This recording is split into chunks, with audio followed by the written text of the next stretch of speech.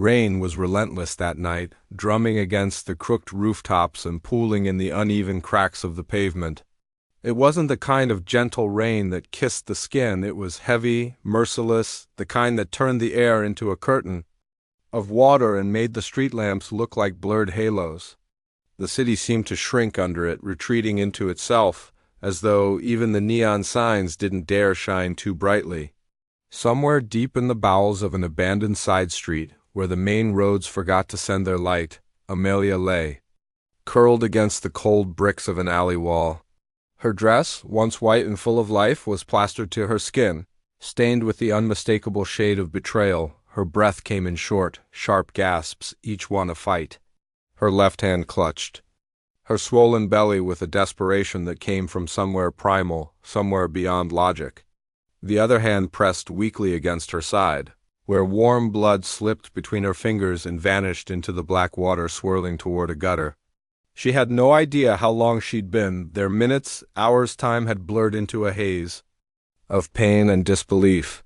The sounds of the city felt far away, muffled by the rain. As if the whole world had turned its back on her.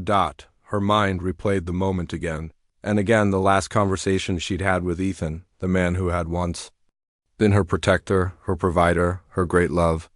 His words had been delivered with the precision of a knife, cold, final, without even the decency of an explanation. One day, he was the man who promised her the world. The next, he was signing her away from his life like she was nothing but a failed investment. She'd walked out that day thinking the hurt was emotional. But standing here now, in this alley, abandoned and bleeding, she realized he had taken far more than her heart.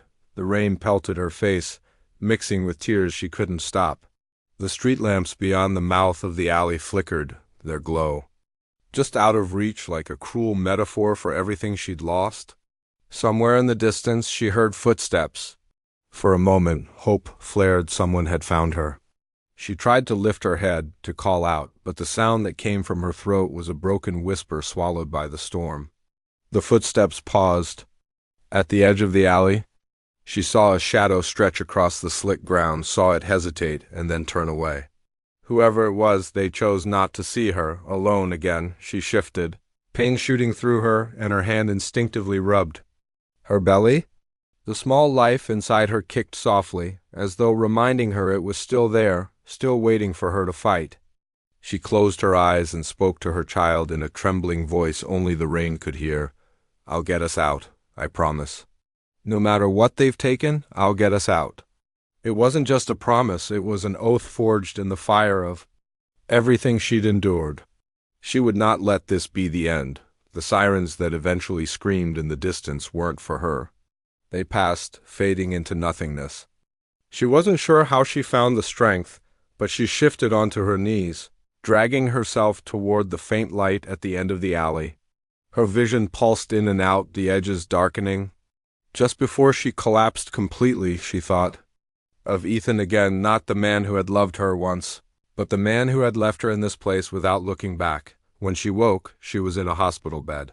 The world smelled of antiseptic and loneliness. Her body ached in ways she didn't know were possible. The white walls felt too bright, the hum of machines too steady. She turned her head toward the knitstand, hoping to see a sign, flowers, a note, his face. Instead, there was nothing except a folded slip of paper. Her trembling fingers opened. No visitors. It was written in the rushed, impersonal handwriting of a nurse. The meaning was heavier than the words themselves. Ethan hadn't come. He hadn't called. No one had. She stared at the paper until it blurred in her vision. Not from tears this time, but from something deeper, something that settled in her chest like a cold, unmovable stone. That night, lying alone in the hospital bed, Amelia realized something had broken in her, but something else had been born in its place. Love was gone, but resolve had taken root. Ethan had thought he'd discarded her. The city had turned its back. The strangers had walked away. But she was still here, breathing, with a child inside her and a fire in her soul. She would not beg for a hand to pull her up. She would stand on her own, even if she had to crawl first. She stared out the hospital window, where rain still fell in the distance, soft now, almost gentle. Somewhere beyond the storm, the city lights glimmered faintly, and she knew she would find her way to them. One day, she would stand in those lights so brightly that even the people who had walked past her in the alley would have to stop and see. One day, she would look Ethan in the eyes, not with tears, but with the power he never believed she could have. And when that day came, she wouldn't need him to remember the woman he had left. She would make sure the whole world remembered her.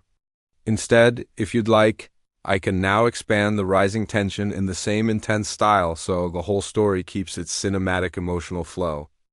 The rain had stopped, but the air was thick, heavy with the scent of wet asphalt and something else, something metallic, sharp, lingering. The hospital room was quiet except for the steady beep of the heart monitor, yet the silence was deceptive. Beneath it ran a current, a low hum of unease that Amelia could feel in her bones. It had been 3 days since the alley.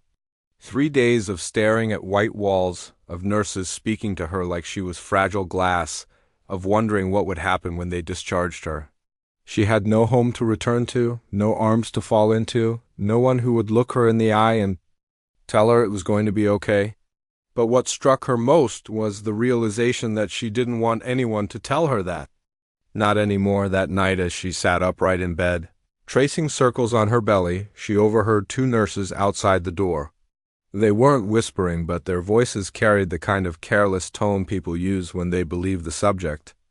"Can't hear them. She's the one, right? The wife?" "Yeah, the one he left for that woman with the boutique. Heard she's pregnant too. God, can you imagine? I wouldn't trade places with her for all the money in the world." The words hit her harder than she expected. She had heard about the boutique in passing, never confirmed, never dared to ask, but now, spoken plainly by strangers, it felt like a slap. So that was it. Ethan hadn't just replaced her. He'd replaced her with someone who had the luxury of walking through life untouched, someone whose biggest concern was how to decorate her store window. And Amelia, left behind, had been reduced to a cautionary tale whispered in hospital corridors. Her chest tightened, but the tears didn't come. The pain was shifting now, becoming something else, something sharper, steadier. It was no longer the kind of ache that left her curled on the floor. It was the kind that demanded action. She couldn't just lie there while life moved forward without her. She wouldn't. On the 4th day, she was discharged with a small bag of medication, a hospital bill she couldn't bear to look at, and the kind of pitying glance from the receptionist that made her want to scream. Outside, the streets were alive again. The storm had passed, and the city had gone back to pretending it didn't eat people alive. Amelia stepped onto the sidewalk with no umbrella, no plan, and no place to go, but she kept walking. Every step sent a dull ache through her side, but she welcomed it. It was proof she was still moving. She found herself drifting toward the part of town where she knew Ethan's mistress kept her store. She told herself she didn't know why, but the truth was bitter and undeniable. She needed to see it, to see her, to see the life that had been built on the rubble of her own. The boutique was impossible to miss. Large windows framed by white-painted trim, soft lighting inside that made everything look like it belonged in a magazine. A perfect little haven in the middle of the busy street. Amelia stood across the road, watching. The woman inside, tall, polished, the kind of beauty that looked expensive, moved with ease between the displays, rearranging things that already looked perfect. She laughed at something one of her employees said, a sound so light it barely seemed real. Amelia's hands curled into fists in her coat pockets. That laugh didn't know what it was to cry in the dark. Those hands had never clutched at their own ribs to stop the bleeding. That smile had never cracked under the weight of betrayal. And yet, here she was untouched, unbothered, unbroken. The heat in Amelia's chest grew. She wasn't sure if it was anger or determination anymore, but it was rising fast, and it demanded somewhere to go. She crossed the street without thinking, her eyes locked on the door. When she pushed it open, a bell chimed cheerfully overhead, a sound so at odds with her state of mind that it almost made her laugh. The mistress turned, her smile flickering for just a moment before returning, smooth and practiced. "Can I help you?" Amelia's voice was calm, but every word carried the weight of unspoken storms. No, just looking. She walked slowly through the store, running her fingers over fabrics, over ribbons, over the kinds of luxuries she could no longer afford. She could feel the woman's eyes on her, studying her, maybe recognizing her. The thought made her spine straighten. She wasn't here to slink in shame. She was here to remind herself of something, that this was not the end. When she reached the counter, she leaned in slightly, lowering her voice so only the mistress could hear. "Enjoy it while you can." She didn't wait for a response. She turned and left, the bell chiming again behind her. Back on the street, the air felt different. The tension inside her wasn't gone, it had only sharpened, solidified. This wasn't about Ethan anymore. It wasn't even about the mistress. This was about her and the life she refused to let them define for her. Every step she took away from that boutique felt like loading a weapon, piece by piece. That night she didn't sleep. She sat at the small table in the corner of the cheap room she'd rented for the week, scribbling notes on a torn envelope. Ideas, plans, the kind of dreams she'd long abandoned but now felt almost within reach. She had nothing, no money, no home, no partner, but she had something more dangerous. A reason. The rising tension inside her wasn't something to fear anymore. It was fuel. And one day soon, she would strike. Not out of revenge, but out of the need to build something so unshakable that no one could ever take it from her again. And when that day came, the world wouldn't remember her as the woman left bleeding in an alley. They'd remember her as the storm that came after. If you want, I can now move into the turning point, in the same intense cinematic style, so the momentum keeps climbing until the story explodes. The day began without ceremony, no blinding sunrise, no sudden sign from above. Just the hum of the city outside Amelia's window, the muted sound of footsteps on the sidewalk, and the faint ticking of the old clock on the wall. But inside her, something was different. The quiet resolve that had been growing for weeks had reached its full height, and there was no turning back. Today was not about waiting, not about watching. Today was about taking the first step toward the life she had promised herself in that dark hospital room. She dressed in plain clothes. Nothing remarkable, nothing to draw attention. She had learned that real power didn't need to announce itself. It simply walked into the room and shifted the air. Her hands were steady as she zipped her jacket. There was no trembling now, no hesitation. The fear that had once controlled her was gone, replaced by an unshakable calm that came from knowing exactly who she was and what she was capable of. The streets felt different under her feet. Every sound, every movement seemed sharper, as though the world itself was aware of the change in her. She moved with purpose, weaving through the crowd until she reached the corner cafe where Ethan was known to spend his Saturday mornings. It was not a coincidence that she had chosen this place. She had no intention of screaming, no desire for public humiliation. What she wanted was far more precise an ending that left no doubt in his mind about the kind of woman he had underestimated. Through the glass, she saw him at his usual table, coffee in hand, flipping through his phone. He looked the same composed, confident, as if the chaos he had left in his wake had never touched him. But to her, that man was no longer a looming shadow. He was just a man. Flesh, bone, and choices. Choices that had consequences. She pushed open the door, the little bell above it breaking the morning chatter. For a moment, his eyes stayed on the screen. Then he looked up. The surprise was fleeting, quickly masked by the same carefully neutral expression he had always worn when he wanted to control the narrative. "Amelia," he said, his voice low. "Didn't expect to see you here." She walked toward him slowly, each step deliberate. "I know you didn't." He gestured to the chair across from him, but she remained standing. Her voice was steady, every syllable measured. "I'm not here for coffee. I'm not here for apologies. And I'm certainly not here to relive the wreckage you left behind. I'm here to tell you that you don't get to define me. Not anymore."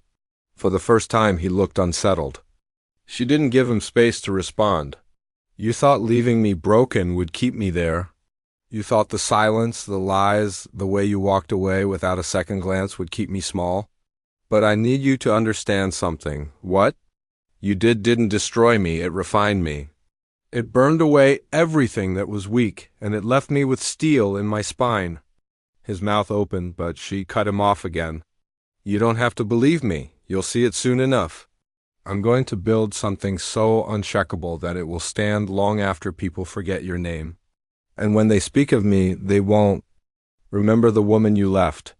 They'll remember the woman who stood in the fire and came out blazing. The cafe had gone quiet now, the murmur of conversations fading into the background. People were watching, but she didn't care. This moment wasn't for them. It wasn't even for him. It was for her. She stepped back, her eyes still locked on his. This is the last time you'll ever see me like this, face to face in your world. From here on out, you'll only see me in the distance, getting further and further ahead. Without waiting for an answer, she turned and walked out. She didn't look back, didn't let herself wonder what expression he wore or whether her words had landed the way she intended. That part didn't matter anymore. She had said what needed to be said, and the rest was no longer her concern. Outside, the air felt lighter, as though some invisible chain had fallen away.